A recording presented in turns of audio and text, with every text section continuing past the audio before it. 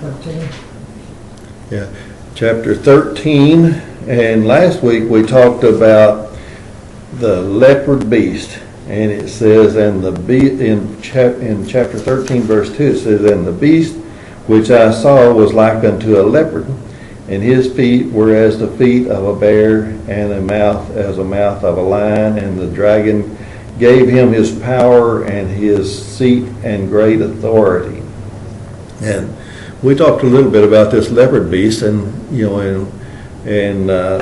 we looked up Daniel and some different verses, and this leopard beast is actually a nation, and it has 10 governments because of the 10 horns and that sort of thing.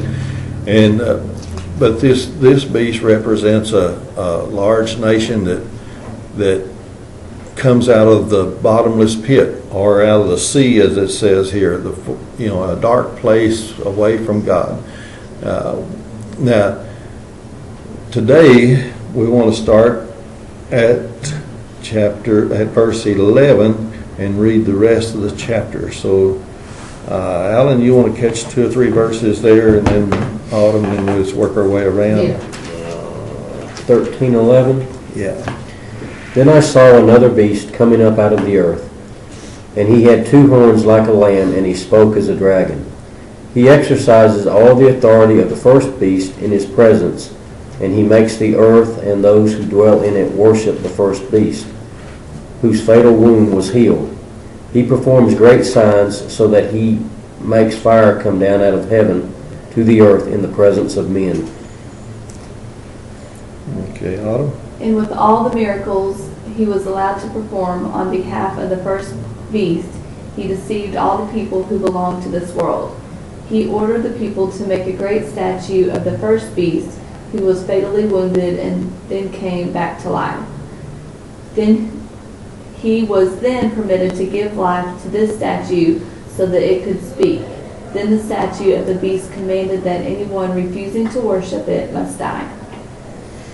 Okay, Gary, you want to catch Okay, yeah. He causes all, both small and great, rich and poor, free and slave, to receive a mark on their right hand or on their foreheads, and that no one may buy or sell except one who has the marks of the name of the beast or the number of his name. Okay. Buddy, you want to do the 18? And here is wisdom, let him that has understanding count the number of the beast.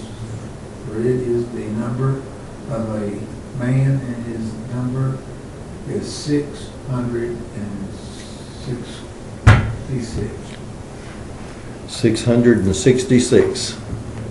That's the number of the beast. That's going to be tattooed where? Either on your right hand or your forehead. Yeah. Okay. Now that number is we'll get back to that number in just a minute. Now, where does this nation come from? Look back over in verse 11 there, 11 or 12. Where does this beast come from? The other one come out of the other one come out of the sea. This one comes out of the earth, right? Yeah. Now, what are these 2 horns? This is one nation it's talking about, but it's got 2 horns. The 2 horns is like 2 governments, like 2 kings. See, the 10 horns on the other one was like 10 kings. These are like 2 kings. Now,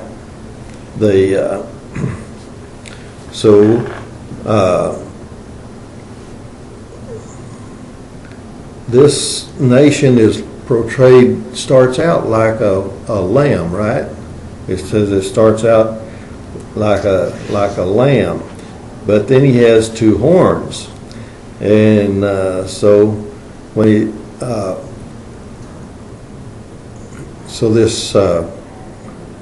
what does it have any relationship to the dragon or to Satan? Yeah. It's some kind of It looks they have any kind of relationship to, what did he do with in verse 12, what did he do?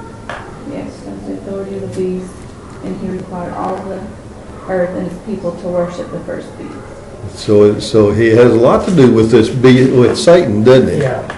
He's Satan is the dragon, remember? And the next question there is, who is the dragon? Satan is the dragon. And this lamb, this nation that appears like a lamb to start with, actually teams up with the first beast and actually causes all the other nations on earth to worship the dragon of the first beast.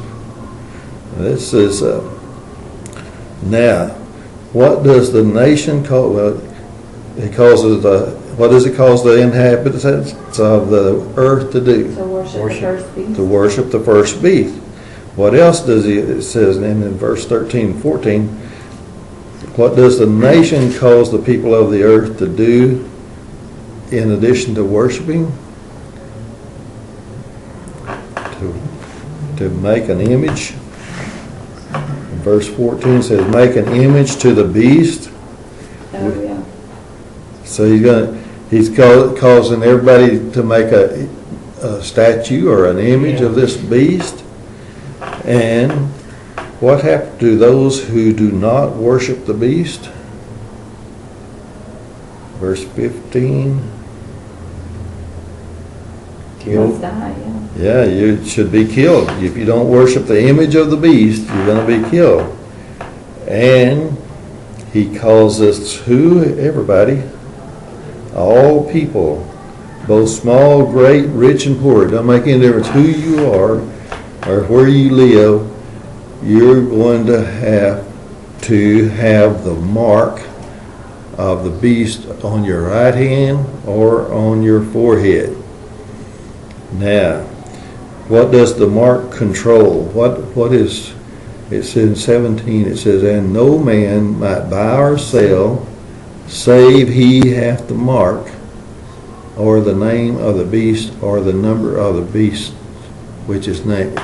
The number is his name, so he recognizes. So what's going to be controlled by this? Looks like everything. These two Like nations. buying and selling of everything. That's commerce, isn't it? That's the economies, right? So you won't be able to buy bread Yeah. without having 666 or 666 on your body, where it can be readily seen by a scanning device or a hand scanning device or something going to be readily seen before you can even buy food.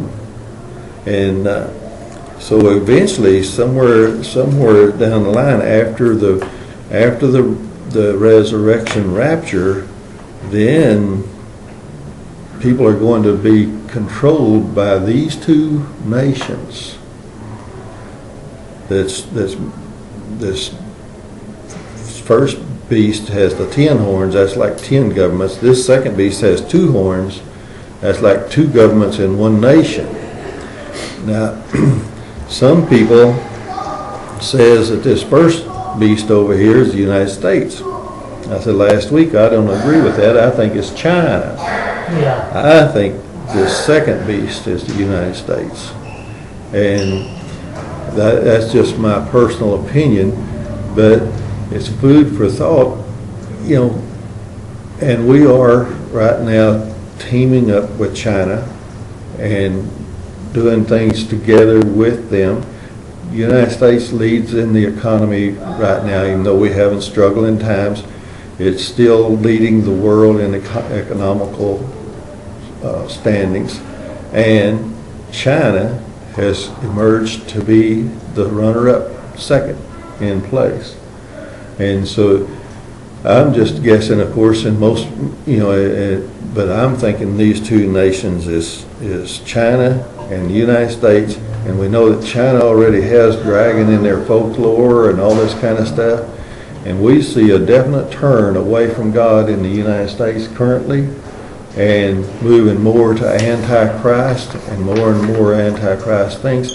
And I think eventually this will emerge, and there will be Christians is going to be more and more shut out of any influence in this government's life, whichever government it is.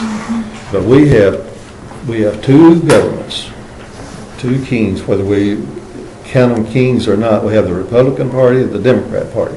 That's like having two governments in one country. Yeah. And just based on things like that's my personal opinion of these nations. And that just makes it even that much more important to repent and hold on to the truths of God. And if this mark of the beast comes, you will either be killed or you will sign on to worship the devil, or you'll starve to death. You know, you won't be able to buy clothes or anything. You won't have any. You'll just be. Why would you stop?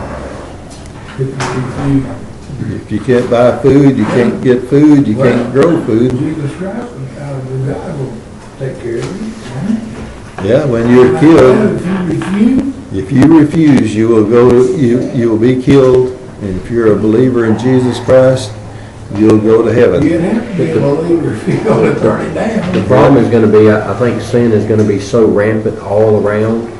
You'd almost be in like an underground world, so to speak. Yeah, Because I guess what I'm trying to say is Satan's going to be taking over everything, every person out there, with the exception of maybe one or two or three or four. You know what I mean? Yeah, And so it's sin's going to really be rampant. Not to say it can't happen that somebody would continue to trust God and or during that time get saved, but it's going to be tough. Because in a sense, if you stop and think about it, right now grace is free, salvation is free. But I think after that first 3.5 years, it's going to be much harder for a person to come to Christ. Yeah. salvation costs you your life.